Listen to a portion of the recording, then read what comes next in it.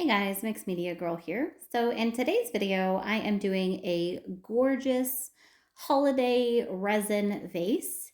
And this is not a typical way to paint a vase, but I think it's a really awesome two-for-one project. So first of all, I'm using Mixed Media Girl Artist Resin. And as you can see here, I have a vase that is upside down on a cup, and that is sitting inside of a silicone mold. And that is so that it can catch all of the runoff from the vase. I can take my time designing the vase however I want and make sure I get full coverage. And then I can also have a really cool second project from the runoff. Now, the first few layers of resin on the vase are just to get coverage. And then I start to go a little bit slower and start working on the design. But all of the layers are important. They will all affect the other layers. So even if it seems pointless that the first few layers get completely covered up, there's a purpose for every single layer. Now I'm only using three colors here basically. So the white and the red are both Alumilite resin dyes. And then the gold is polycolor gold metallic mica powder and gold dust. Now, when doing something like this, you have to keep in mind that the different colorants have different transparencies. So I always put gold on very last because it is the most transparent. The red is the second most transparent.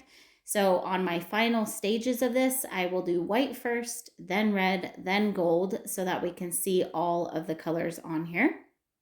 And you probably noticed, but at the end, I started to kind of put some of them on there with a stick to get even more like small lines of color.